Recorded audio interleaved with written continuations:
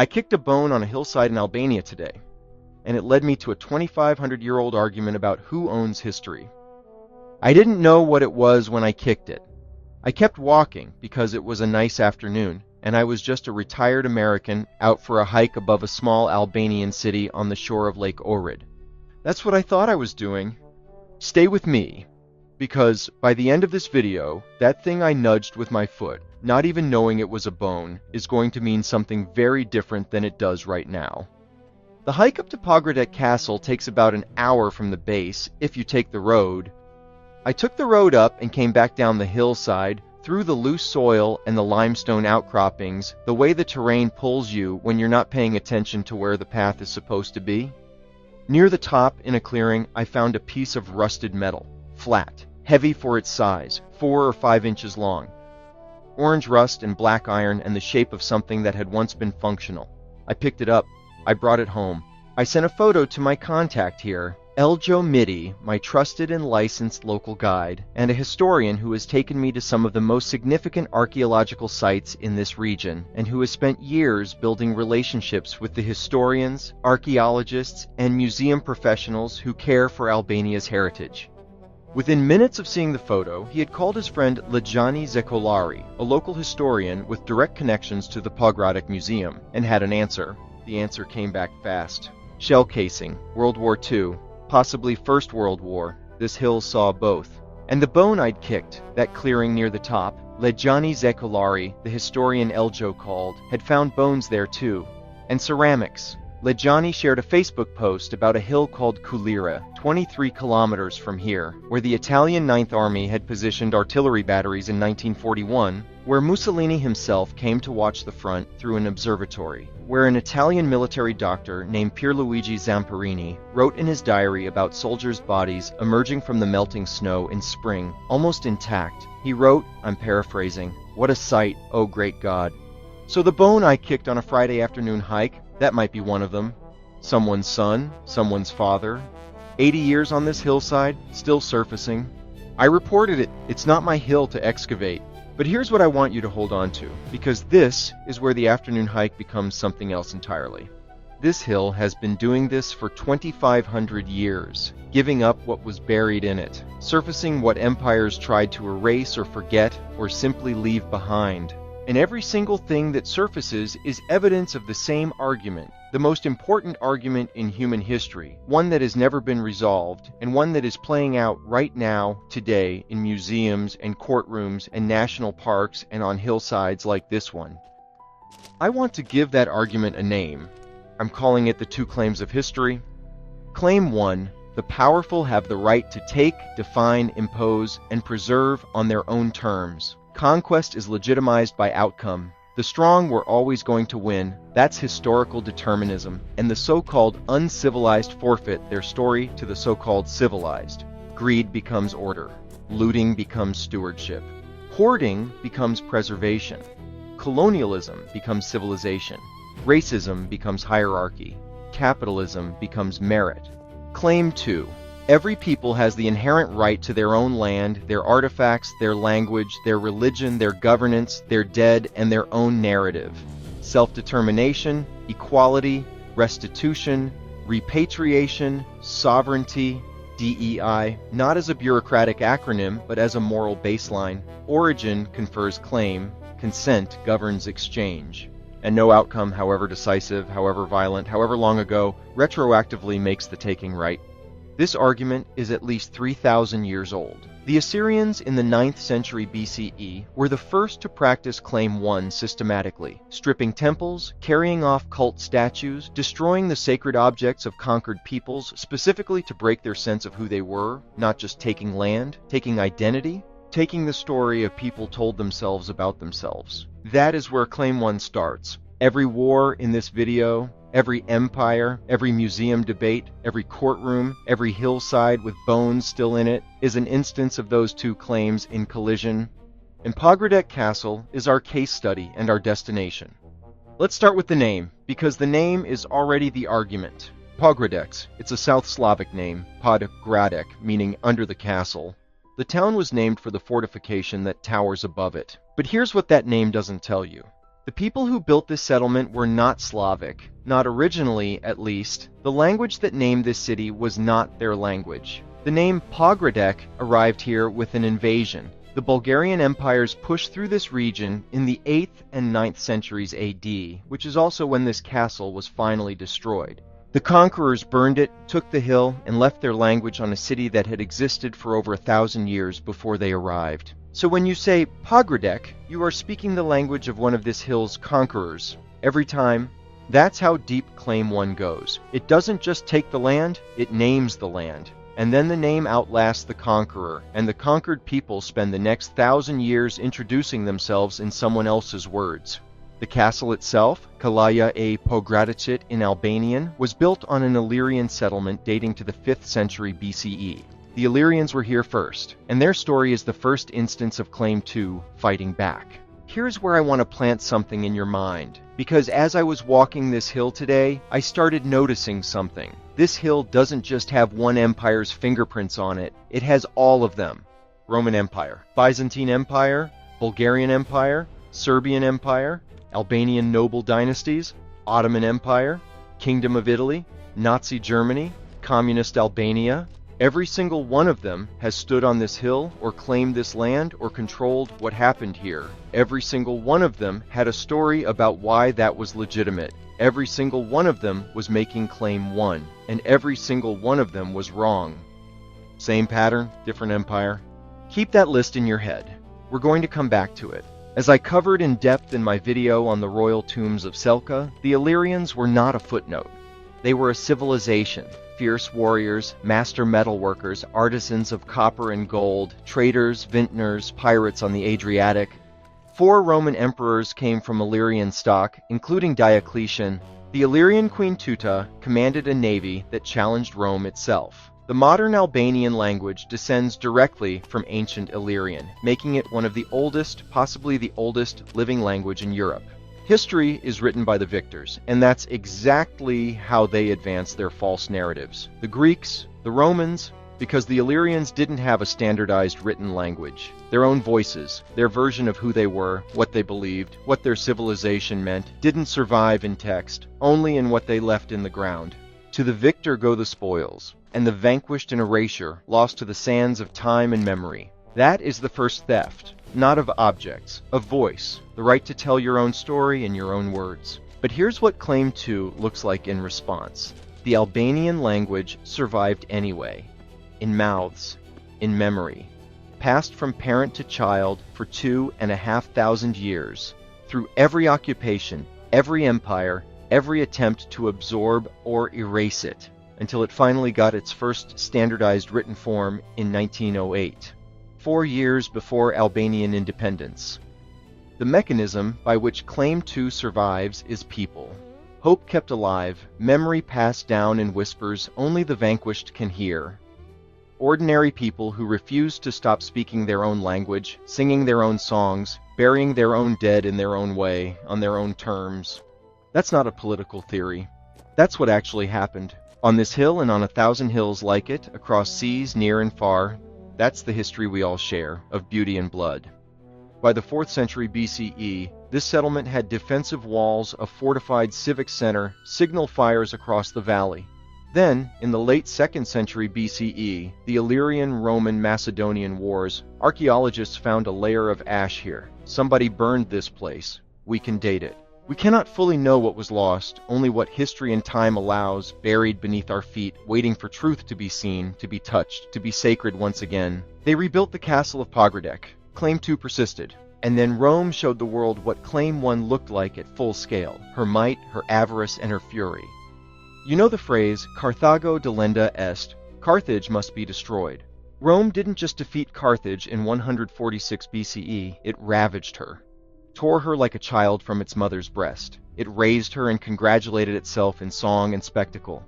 It burned the city to the ground, sold the surviving population into slavery, and according to tradition, salted the earth so nothing would grow there again. An entire civilization, deliberately erased, not as a side effect of war, as the stated goal. That is Claim 1 without apology, without euphemism, without the museum catalog, and Rome didn't hide what it did.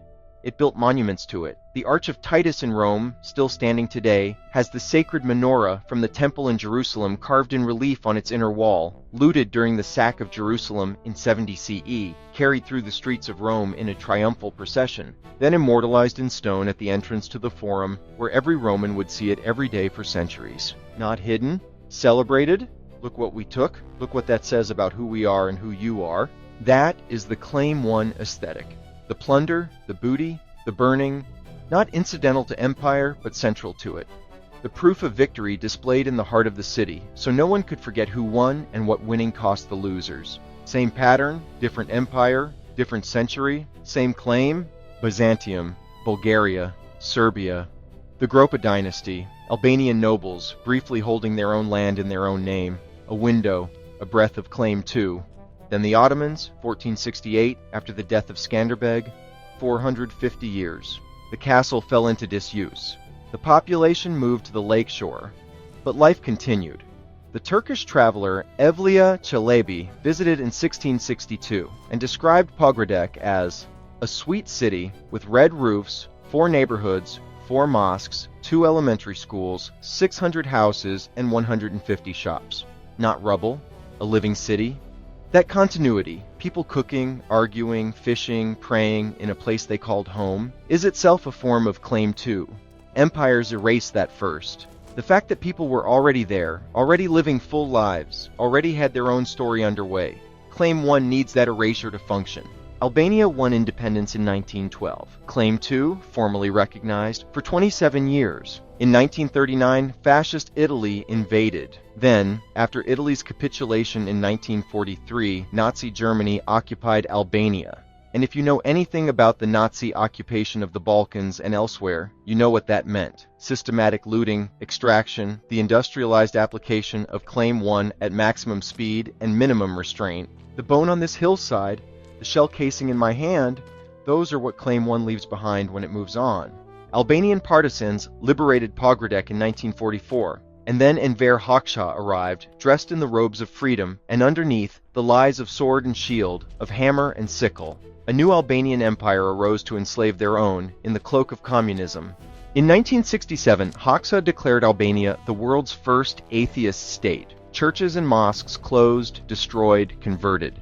Dissenters to Claim 1 declared enemies of the state in their own land, met with new concentration camps and struggles like those before them.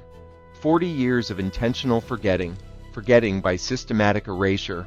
Claim 1 doesn't always arrive on horseback. Sometimes it arrives with a party card and a 5-year plan. But here is the irony Albania keeps producing, because this country has a dark sense of humor about its own history. The Byzantine mosaic floor at the Basilica of Lynn survived the communist era specifically because Hoxha couldn't erase it without destroying what he was standing on. Claim 2, preserved by the literal ground refusing to cooperate.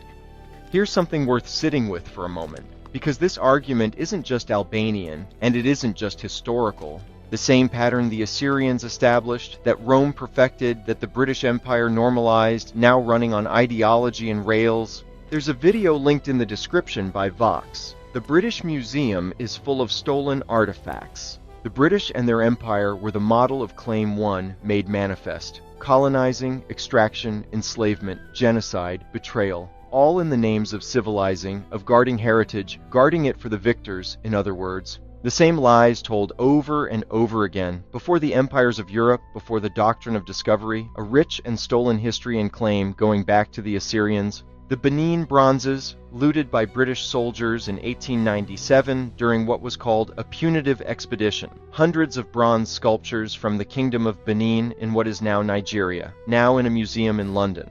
The Parthenon marbles, taken by Lord Elgin from the Acropolis in Athens, the Rosetta Stone, the Easter Island statue, treasures from Tajikistan, the pattern across every room of that building. The British Museum's response, and the response of Western cultural institutions broadly, has always been some version of Claim 1 dressed in nicer language. We can better preserve these. We can better display them. We are the superior stewards of your civilization's legacy. Maybe if they hadn't extracted, looted, pillaged, and stolen from those lands, those countries would be more capable of protecting their own history themselves. You don't hear that argument from the British or their ilk. And underneath their claim is historical determinism in its purest form. The strong nations won. History determined that outcome. And because they won, they are by definition more civilized, more capable, more rational, more deserving of custodianship. The defeated were uncivilized, too primitive to protect their own heritage, too inferior to deserve restitution. That is the argument, stripped of its museum catalog language. That is exactly what it says. We're not hoarding your civilization. We're saving it from you. That is colonialism with a conservation budget, same pattern, different institution, same claim. Not every case is simple. Not every artifact has a clear path home, but the pattern is too consistent to ignore. And repatriation and restitution aren't just international debates, they're happening inside the United States right now. Linked in the description, a PBS NewsHour piece by Judy Woodruff. Americans Divided on Nation's History as 250th Anniversary Nears.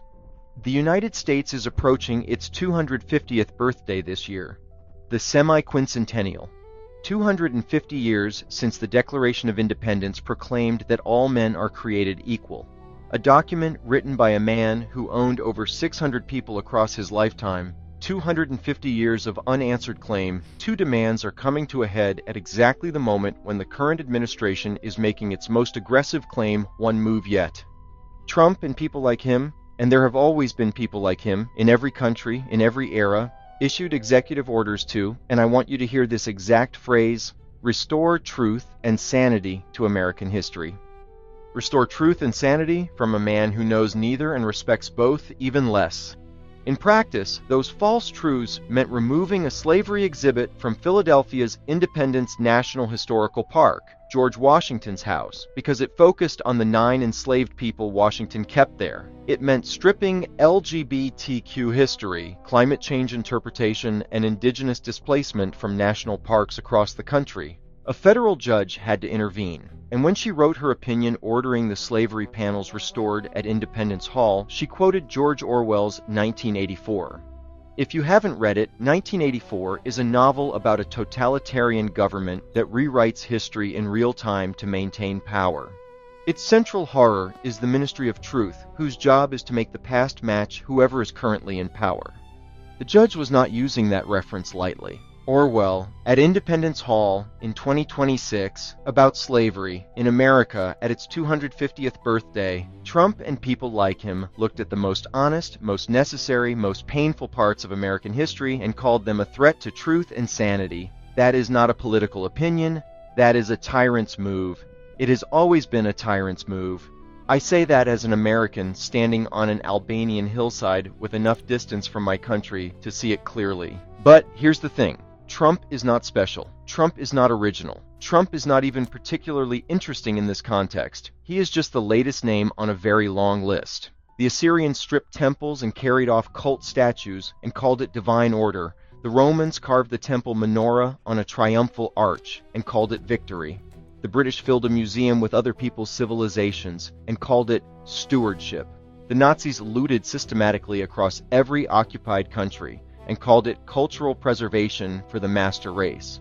Hoxha declared God illegal and called it progress.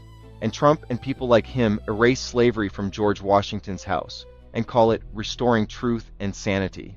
The framing changes every time, the impulse never does. Same pattern, 3,000 years, still running. Every single one of them, across 30 centuries, is making the same claim. My version of your story is the real one, and yours is the problem. And every single time, Claim 2 keeps surfacing, like bones on a hillside, like a language spoken in secret for 2,000 years, like a mosaic floor that refused to be buried.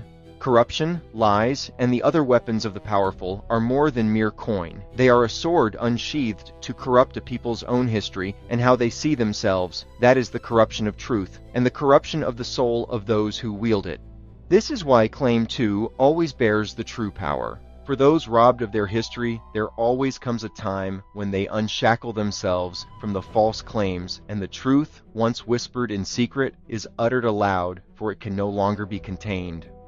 So, what does Claim 2 actually look like when it wins? It doesn't look like a sudden reversal. It doesn't look like justice arriving on schedule. It looks slow and incomplete and costly. But it looks like this. It looks like the Albanian language surviving in mouths for 2,500 years before anyone wrote it down. It looks like Illyrian tombs carved into rock that survived the Romans, the Byzantines, the Bulgarians, the Ottomans, the Italians, the Nazis, the communists, and grave robbers, and are still there, still waiting, still holding their secrets. It looks like Selka, standing in those unprotected, unguarded tomb chambers and asking what future places like this even have. That question is still unanswered. The clock is running, but the tombs are still there. Claim 2, persisting. It looks like the Pogradec Museum, open since 1964, doing what it can with what it has. It looks like Eljo Miti, my guide at the Selka tombs, the man who on that visit told me that nature gives us what we merit, and who some of you will recognize from that video and from the Golik Bridge and Lynn, seeing a photo of a shell casing on a Friday evening and immediately calling his friend Lejani Zekolari, a local historian, for a long WhatsApp voice call, not a quick text. A real conversation. Because that's who Eljo is. Not just a tour guide who knows where the sites are, but someone who has spent years building a professional network of people who care about Albanian history as deeply as he does. People who move fast when something surfaces that belongs to the right hands. That network, those relationships, that care, that refusal to treat history as someone else's problem, is claim 2 in practice. It looks like the Native American and all indigenous peoples who speak the truth that their stories are worth preserving, as are they.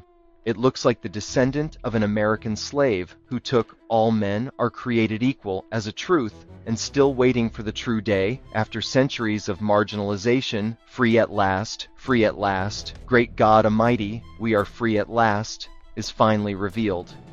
It looks like when every peoples get the respect, the reparations, the ability to honor themselves, their ancestors, and their progeny in the stories that they tell about themselves and the artifacts and true history that those items represent as they see fit, that is the true story of humanity.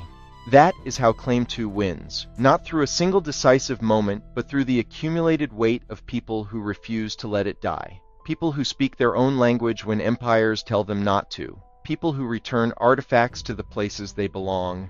People who make videos about hillsides that most of the world has never heard of. People who report a bone on a hillside to someone who knows what to do with it. The mechanism is us. It has always been us. And that means something. Governments across time and ideology have always tried to shape history to serve the present. That is not going to stop. The question is, how much of that responsibility should also belong to the people who inherit history, live with it, and preserve it?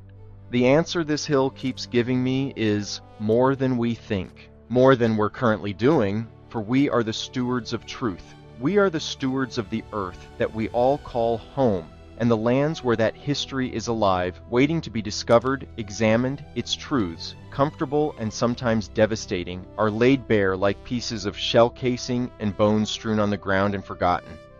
Let's stop repeating history and finally learn from it, and see it as it truly is, as my channel's mission statement bears witness. Living the Renaissance spirit means engaging with history as a dialogue, not just with the past, but with the future. Our work is a message to posterity. Will they inherit justice and wisdom, or wonder why we failed to act? It looks like the simple principle underneath all of this: freely given and freely received. Consent as the foundation of legitimate exchange. Self-determination as an absolute right. Not a privilege granted by more powerful nations when they feel generous, but a right that belongs to every people simply because they exist.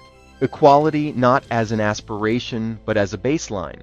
No civilization is more civilized than another. No culture more worthy of sovereignty. No people more deserving of their own history. History has not died, only our understanding of it, partly because we don't listen, partly because our history has been kept from us, buried for 2,500 years beneath our feet. It's time it came to light. The discomfort of some for truth is not an excuse for further lies, distraction, or division. It is an earnest call for circumspection, examination, truth, and reconciliation. No empire, no institution, no government has the right to take what belongs to a people. Their lives, their livelihood, their land, their artifacts, their language, their story, their dead, their history, their future, without that consent, full stop. Not even if they can preserve it better. Not even if more people can see it. Not even if the original owners are poor and the takers are rich.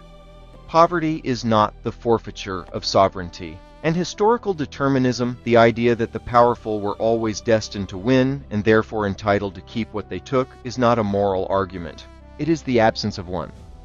The EU restoration project for this castle has been announced. The road will be paved, a panoramic balcony, an archaeological museum. Albania is investing in what it has, telling its own story, welcoming people who want to understand rather than extract. It hasn't happened yet, and while it hasn't, the hill gives up its shell casings to curious hikers and keeps its bones where it has kept them for 80 years. The shell casing I found this morning is going to the Pogradec Museum. Not because anyone made me, because it belongs there. Like the Benin bronzes belong in Benin, like the Parthenon marbles belong in Athens, like the dead on this hillside belong to the families still waiting for them. That's claim 2, in practice, on a Friday afternoon in a small Albanian city on the shore of Lake Ohrid. I want to close with something Eljo said to me last Saturday, as we were leaving the Shkumbin Valley and the mountains of Mokra in the distance. He said, "Nature gives us what we merit." This hill has given us a bone and a shell casing and 2,500 years of layered human story. All of it still here, still surfacing, still waiting for the people willing to pick it up and do something right with it. Remember that list?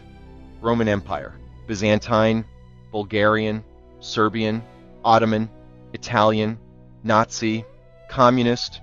Every one of them stood on this hill. Every one of them was making claim 1, that their power gave them the right to define what this place meant, who it belonged to, what got preserved, and what got erased. The hill is still here. Most of their justifications are not. That's what the two claims of history ultimately tells us. Claim 1 has the guns, the armies, the museums, the grave robbers, the treasure hunters, the carpetbaggers, the propagandists, the executive orders. It wins in the short term. It has always won in the short term. But Claim 2 has something Claim 1 can never take away, because the moment you try to take it, you prove its point.